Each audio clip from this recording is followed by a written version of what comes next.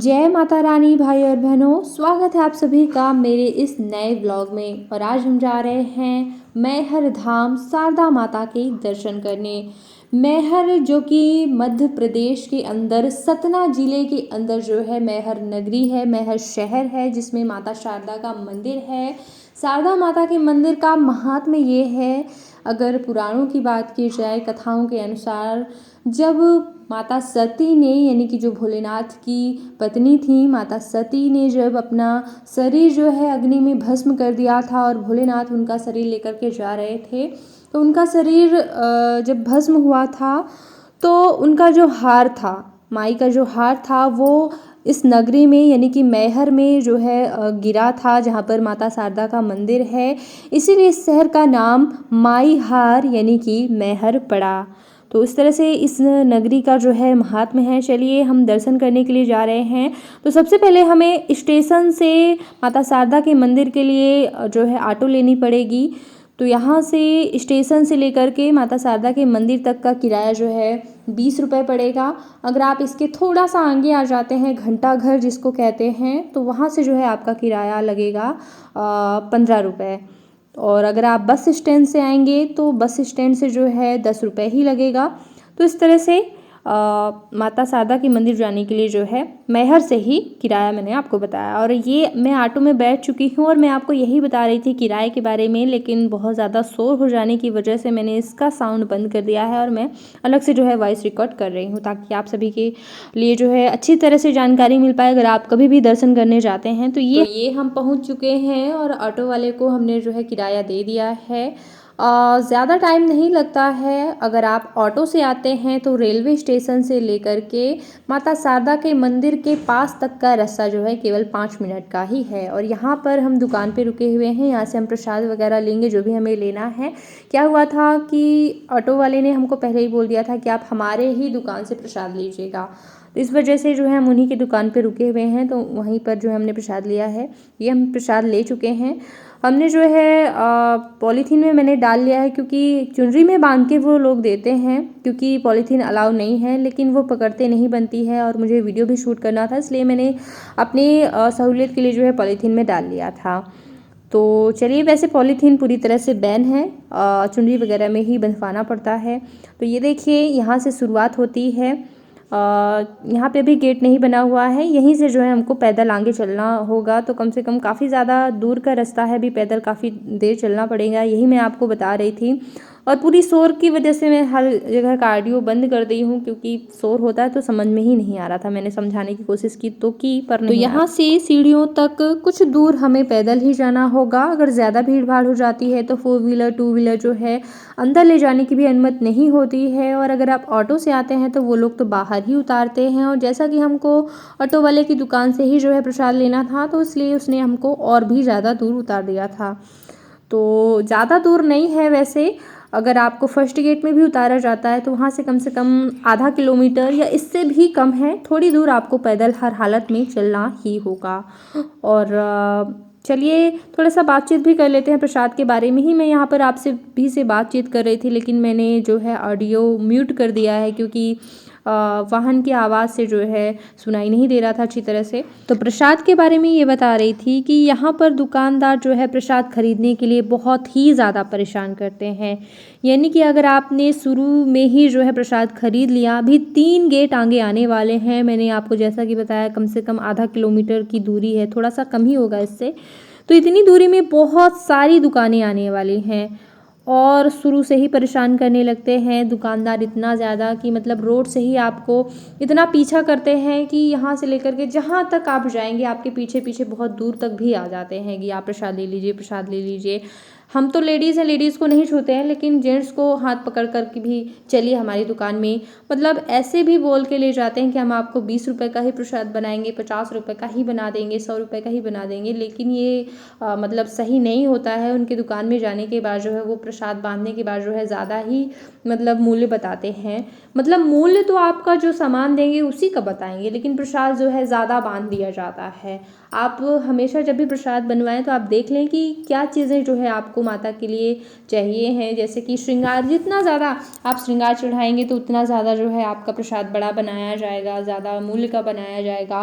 तो जो है श्रृंगार में 16 श्रृंगार भी आपके लिए रखा जा सकता है, या फिर छोटे रूप में भी रखा जा सकता है, फिर बहुत छोटे रूप में भी, यानी कि 5 रुपए के पैकेट से भी श्रृंगार शुरू हो जाता है। उसमें 4 चूड़ियाँ, छोटी सी बिंदी और छोटा सिंदूर होता है। तो एक छोटे से पैकेट 10 रुपए के पैकेट से भी जो है श्रृंगार शुरू हो जाता है। और नारियल और थोड़ा सा कुछ मीठा, चिरौंजी वगैरह जो है चढ़ाना होता है। तो ये पूरी तरह आपके ऊपर निर्भर है। एक चुनरी लेनी होती है, तो चुनरी भी आपके ऊपर निर्भर कितनी छोटी कितनी बड़ी आप लेते हैं। तो यहाँ पर प्रसाद जो है 100 रुपये से लेकर के 5,000 तक का भी आप बनवा सकते हैं, जितनी आपकी सामर्थ्य है। बड़े प्रसाद में जैसे कि बहुत ही बड़ी चुनरी होती है, साड़ी, 16 श्रृंगार, चूड़ी, बिंदी, सिंदूर, आलता, मेहंदी, बहुत सारे पूरे श्रृंगार होते हैं। तो जैसी आपकी सामर्थ्य वैसा आप श्रृंगार, मैंने बताया ना कि 10 रुपये से भी स्टार्ट होता है। तो इस तरह से आप कम से कम 100 रुपये का भी बनवा सकते हैं। ज़्यादा अगर आपसे ले लिया तो फिर भी, जैसे कि भीड़ भाड़ होती है जब, तो थोड़ा सा ज़्यादा दाम भी बढ़ जाते हैं। तो 200 रुपये से ज़्यादा अगर छोटा प्रसाद बनवाते हैं तो नहीं, और ज़्यादा बड़ा बनवाते हैं, बड़ी चुंडी बनवाते हैं तो फिर 1,000 तक का भी बना सकते हैं। इस तरह से आपको प्रसाद लेते समय ध्यान रखना है। और अगर प्रसाद आपने गलती से बैग में रख लिया तो ये जानिए कि मतलब पूरे रास्ते आप परेशान हो जाने वाले हैं। बहुत ज़्यादा परेशान यहाँ पर करते हैं, तो बताना पड़ता है कि हमने ले लिया प्रसाद। इसलिए जो है, जैसे कि हमने बैग में रख लिया था, क्योंकि वीडियो शूट भी करना है, तो मोबाइल भी पकड़ना है, बहुत सारी चीज़ें हैं पकड़नी है हाथ में, तो इसलिए हमने बैग में रख लिया था। तो काफ़ी ज़्यादा जो है प्रसाद ले लीजिए, मतलब रास्ते में मतलब पीछा भी होने लगता है। चलिए, हमारी वहाँ पास दुकान है वहाँ पर। और हाँ, जहाँ पे भी हम प्रसाद लेते हैं वहाँ पर हम जूते चप्पल भी उतार देते हैं, इस बात का भी आप ध्यान रखिएगा। तो आप अगर आप होटल में रुके हैं, क्योंकि अगर आप दूर से यात्रा करके आ रहे हैं, होटल वगैरह में रुके हैं, तो वहीं पे आप चप्पल पहन के मत आइएगा, क्योंकि यहाँ पे चप्पल पहनने का कोई काम नहीं है। फिर रखना पड़ता है दुकान में, फिर आओ वापस से। दुकान को भी याद रखो, क्या दुकान का नाम है, कहाँ पर थी, तो ये दिक्कतें हो जाती हैं। तो अगर आप लोकल एरियाज़ के हैं, आ भी सकते हैं आप चप्पल पहन के, अगर तो दुकान में आप रख सकते हैं, उसी दुकान में। और वहाँ पर जो है कार्ड दिया जाता है, लेकिन फिर भी बहुत सारी दुकानें होती हैं तो ढूंढने में दिक्कत होती ही है। भले ही कार्ड मिल जाए हाथ में तो थोड़ा सा और लेट लगने लगता है, इसलिए ध्यान दीजिएगा। तो इस तरह से चलते चलते हमने पहला गेट पार कर लिया था, जो कि पीला था, मैंने आपको दिखाया था। अब दूसरा गेट आने वाला है जो कि लाल है, आप देख पा रहे होंगे। यहाँ पर जो है रास्ते में बहुत सारे लोग बैठे हुए हैं, दान धर्म चल रहा है, ठंडी का सीज़न है तो कंबल बांटे जा रहे हैं, इसलिए जो है सभी को लाइन में बैठाया गया है। आप भी दान दक्षिणा कर सकते हैं। ठंडी के सीज़न में कंबल वगैरह दान करने का बहुत ज़्यादा महत्व होता है। जूते, मोजे, कंबल गरीबों को दान करना चाहिए। गर्मी में छाते और चप्पल वगैरह दान किए जा रहे हैं, तो इस तरह से दान धर्म चल रहा है। ये देखिए, दूसरा गेट आ चुका है। दूसरा गेट जो है लाल है, यहाँ पे एक घंटी लगी हुई है। मैं ज़्यादा लंबी नहीं हूँ, लेकिन फिर भी मैंने कोशिश की कि घंटी बजा सकूँ। और इस तरह से आगे चलते चलते 3 गेट हैं मेन, तो इस तरह से दूसरा गेट पार कर लेने के बाद गलियां सक्रिय होती जा रही हैं, दुकानों की संख्या और भी ज़्यादा बढ़ती जा रही है। जैसे जैसे हम माता शारदा के करीब होते जा रहे हैं, नज़दीक आते जा रहे हैं, वैसे वैसे दुकानों की संख्या और भी ज़्यादा बढ़ती जा रही है। पहले चौड़ी सड़क हमें मिली थी और दुकानों की संख्या कम दिख रही थी, लेकिन अब और भी अधिक दुकानें, जो कि बीच रोड में भी जो है दोनों साइड से दुकान है। तो उस तरह से हम चलते चलते जो है, और तो ये हम पहुंच चुके हैं तीसरे और मेन गेट पर। थोड़ी मंदिर परिषद के बाद जो है यहीं से सीढ़ियाँ शुरू हो जाएंगी। ये जो बना हुआ है, यहाँ पर जो है मुंडन वगैरह करवाए जाते हैं छोटे बच्चों का। अगर आप मुंडन करवाना चाहते हैं तो लेफ्ट साइड में जो है आप मुंडन करवा सकते हैं। और आप देख सकते हैं कि ये जो मेन गेट है, इसमें जो है 2 शेर बने हुए हैं, बीच में भगवान श्री गणेश बने हुए हैं, और अगल बगल 2 हनुमान जी की मूर्तियाँ जो है बनी हुई हैं। और इसी मेन गेट के लेफ्ट साइड जो है, अगर आप कथा वगैरह का आयोजन करवाना चाहते हैं, किसी भी प्रकार की कथा करवाना चाहते हैं, जैसे कि मुंडन है या फिर किसी भी तरह का संस्कार करवाते हैं हम, तो उसके लिए अगर कथा करवानी है तो यहाँ पे जो है ये बिल्डिंग बनी हुई है, तो यहाँ पर कथा का आयोजन करवाया जाता है। यहाँ पर आपको पंडित जी वगैरह भी मिल जाएंगे। तो थोड़ी दूर मंदिर परिसर में चलने के बाद जो है एक और मुख्य दरवाज़ा हम जो कह सकते हैं, जिससे माता रानी के दर्शन के लिए जो है सीढ़ियाँ शुरू हो जाती हैं। तो यहाँ से हम जो है सीढ़ियाँ चढ़ना प्रारंभ करेंगे। तो 63 सीढ़ियाँ जो है हमें चढ़नी पड़ेंगी। माता शारदा के दर्शन करने के लिए जो है 1063 सीढ़ियाँ जो है बनाई गई हैं।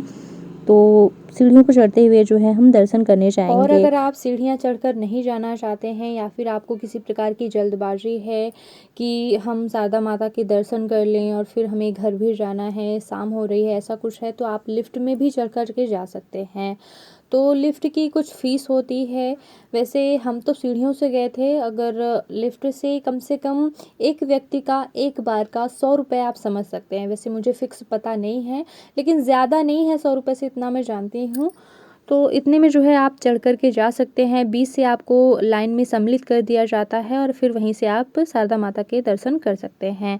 और अगर आप सीढ़ियों पर जाते हैं तो बीच बीच में जो है आराम करने के लिए इस तरह से सीट बनी होती हैं सीढ़ियों से थोड़ा अलग करके, तो यहाँ पर आप आराम भी कर सकते हैं। तो यहाँ पर हम जल्दी ही थोड़ा सा आराम करने के लिए बैठ गए थे। क्यों? क्योंकि क्या होता है कि जब भी हम शुरुआत करते हैं, सीढ़ियाँ चढ़ने की शुरुआत करते हैं, तो जल्दी ही हमें थकान लग जाती है। बाद में चढ़ते चढ़ते सामान्य हो जाता है सब कुछ, लेकिन पहले जब शुरुआत करते हैं तो बहुत ही जल्दी थकान लगती है और पैर एकदम बहुत ज़्यादा दर्द करने लगते हैं। तो इसके लिए आप जो है यहाँ पर आराम भी कर सकते हैं थोड़ी टाइम पे, और फिर जो है वापस से सीढ़ियाँ चढ़ना शुरू कर सकते हैं। इस तरह से बनी हुई हैं सीट बीच बीच में, या फिर आप सीढ़ियों पर भी बैठ सकते हैं, क्योंकि अगर भीड़ नहीं होती है और भीड़ भी होती है तो भी काफ़ी चौड़ी सीढ़ियाँ होती हैं, तो वहाँ पर भी आप बैठकर आराम कर सकते हैं। कई लोग बैठे होते हैं जब थक जाते हैं और जो है गला सूखने लगता है, गर्मी भी लगने लगती है। आप देख सकते हैं कि हमने स्वेटर वगैरह पूरी उतार दी थी, क्योंकि बहुत ज़्यादा गर्मी लगने लगती। चलते चलते सीढ़ियाँ चढ़ते चढ़ते बहुत ज़्यादा गर्मी लगने लगी थी। हाँ, जब हम आए थे तब तो सुबह ठंडी थी, लेकिन अब दोपहर का टाइम हो चला था तो फिर गर्मी हो गई थी। तो यहाँ से इस तरह से कुछ रोड बनी हुई है, कुछ सीढ़ियाँ बनी हुई हैं। इस तरह से सफ़र करते करते जो है हम शारदा माता के मंदिर जो है पहुँच जाएंगे। 1063 जो है सीढ़ियाँ हमें चढ़नी होती हैं कुल मिलाकर। इस मंदिर की मान्यता एक और ये है कि आल्हा उदल जो बहुत ही ज़्यादा बड़े भक्त थे माता शारदा के, ऐसा माना जाता है। शायद वो अभी शरीर में नहीं है, मुझे नहीं पता है वो शरीर में है, शारीर रूप में या नहीं है, क्योंकि शरीर रूप में तो इस पृथ्वी में कोई अमर रहा नहीं है। लेकिन माना जाता है कि जब भी मंदिर के पट खुलते हैं, देखिए यहाँ पे भीड़ अब समझ में आ रही है। पहले सीढ़ियों में भीड़ समझ में नहीं आ रही थी, लेकिन हम ज़्यादा ही नज़दीक अब आ चुके हैं यहाँ से, इसलिए भीड़ समझ में आ रही है। तो मैं क्या कहने जा रही थी कि आल्हा उदल जो थे वो बहुत बड़े भक्त थे, और अभी भी पट जो खुलते हैं जब शारदा माता के, तो ऐसा माना जाता है, पंडित जी लोग बताते हैं कि वहाँ पर शारदा माता के दर्शन पहले ही करवाए होते हैं, फूल वगैरह चढ़े होते हैं, यानी कि पूजन पहले ही कर लिया जाता है। तो अगर पट बंद हो रहे हैं तो फिर किसने की पूजा? ये देखिए ऊपर मंदिर से कितना सुंदर दृश्य आता है, जो भी नदियाँ वगैरह होती हैं, तो छोटे छोटे वाहन, छोटे छोटे घर दिखाई देने लगते हैं ऊपर से, बहुत ऊंचाई पर जब हम पहुँच जाते हैं सीढ़ियाँ चढ़ते चढ़ते। कई लोगों को माताएं आती हैं, ये देखिए कई लोगों को माताएं आ रही हैं। तो ऐसे जो है हम पहुंच जाते हैं माता शारदा के मंदिर के पास। थोड़ा सा वीडियो क्लिप आया था, क्योंकि मैंने हाथ में मोबाइल लिया हुआ था, लेकिन अलाउ तो होता नहीं है, तो मैं हाथ में ली थी, तो जितना वीडियो आ चुका उतना मैंने आपको दिखा दिया। वापस हम उतर रहे हैं दर्शन करने के बाद। बहुत ही कम टाइम मिलता है, यानी कि 10-15 सेकंड में जो आप दर्शन कर पाएँ। तो प्रसाद वगैरह भी नहीं चढ़ा पाते लोग, तो फिर नीचे भी व्यवस्था है, ये देखिए। तो नीचे भी पूरी व्यवस्था, यहाँ पर आप प्रसाद चढ़ा सकते हैं, चुनरी वगैरह चढ़ा सकते हैं, जो भी आपको करना, मन्नत वगैरह मांगनी है तो बांध लेते हैं। ये देखिए कई लोगों को जो है माताएं आती हैं तो वो झूम रही होती हैं महिलाएं। तो इस तरह से मंदिर परिसर में थोड़ा सा हम घूमे। तो आल्हा उदल के बारे में हम बता रहे थे कि पहले से ही माता शारदा का जो है पूजन किया रहता है, पट बंद होते हैं फिर भी, यानी कि वो आज भी आते हैं माता शारदा के पूजन के लिए, वो आज भी आते हैं, आज भी वो अमर हैं। तो इसलिए भी आल्हा उदल का तालाब भी यहाँ पर बना हुआ है, बहुत ज़्यादा प्रसिद्धि है इस संबंध में। थोड़ा पूजन करने के बाद हमने पीपल वृक्ष की परिक्रमा लगाई। रोपवे के तरफ जो है ये पीपल का वृक्ष है, आप देख पा रहे हैं कि यहाँ पर रोपवे के लिए लाइन लगी हुई है, लिफ्ट के लिए लाइन लगी हुई है, क्योंकि मैंने आपको पहले ही वीडियो दिया हुआ है कि पीपल के वृक्ष की कितनी ज़्यादा महत्ता होती है। पीपल के वृक्ष में ब्रह्मा, विष्णु, महेश, माता लक्ष्मी का वास होता है, तो ज़रूर परिक्रमा करनी चाहिए, पूजा ज़रूर करनी चाहिए। और फिर हम वापस लौट रहे हैं। अब दर्शन हो गए माता शारदा के, और अब हम वापस से सीढ़ियों से उतर रहे हैं। और सीढ़ियाँ उतरते टाइम थोड़ा सा अलग है, मतलब दूसरे साइड से उतरा जाता है, तो थोड़ा रोड पड़ती है, थोड़ा सीढ़ियाँ पड़ती हैं। तो ये जो पहाड़ों पर बसा हुआ शारदा माता का मंदिर है, यह 51 शक्तिपीठों में से एक है। ऐसा माना जाता है कि सती मैया का जो है हार यहाँ पर गिरा हुआ था। तो बहुत ही बड़ा महात्म्य है यहाँ पर आने से, शारदा माता के दर्शन करने से आपकी हर एक मनोकामना पूरी होती है, शारदा माता के पूजन करने से। तो इस तरह से आप अगर आ सके तो ज़रूर आइएगा। खाने पीने की क्या व्यवस्था है कि आप जैसे ही मंदिर परिसर से निकलते हैं तो बहुत सारे आपको होटल मिलेंगे। तो आप जहाँ से आपने प्रसाद लिया था उधर ही लाइन में जाकर आप कहीं भी किसी भी होटल में भोजन भी कर सकते हैं। ये देखिए यहाँ पर नारियल फोड़ने की भी व्यवस्था है। ऊपर नारियल फोड़ना मना है, खाना खाना मना है। अगर आप लेके भी जाते हैं घर से तो नारियल यहाँ नीचे फोड़ा जाता है। तो ध्यान दीजिएगा, जो 2 शेर बने हुए थे और गणेश जी जहाँ से गेट शुरू होता था तीसरा, तो उसके पहले ही जो है नारियल फूटने की व्यवस्था है। तो वहीं से नारियल फोड़वा लीजिएगा, वरना आगे जाएंगे तो फिर 5 रुपये देकर ही नारियल लोग फोड़ते हैं। तो फ्री में फुड़वाना है तो पहले ही लेफ्ट साइड में जो है फोड़ा जाता है। कई सारी मशीनें लगी हुई हैं, तो वहीं से आप नारियल फुड़वा सकते हैं। और आगे जो है, या तो आप जैसे ही ऑटो से जब हम आए हैं तो जैसे ही मंदिर परिसर से पूरा निकलेंगे तो फिर कई सारे होटल हैं आपके, रुकने की भी व्यवस्था है। रुकने वाले होटलों की भी है, भोजन करने वालों की भी है। साथ ही साथ अगर आप स्टेशन के पास होटल में रुकना चाहें तो वहाँ पर भी व्यवस्था है। तो इस प्रकार से मैहर धाम में कुछ व्यवस्थाएं हैं भोजन पानी की। और अगर आप शारदा माता के मंदिर में ही जो है भोजन करना चाहें तो मैंने जहाँ पे कथा का आयोजन बताया था वहीं पास जो है 20 रुपये का भोजन मिलता है, लेकिन वो केवल 2 बजे तक ही मिलता है।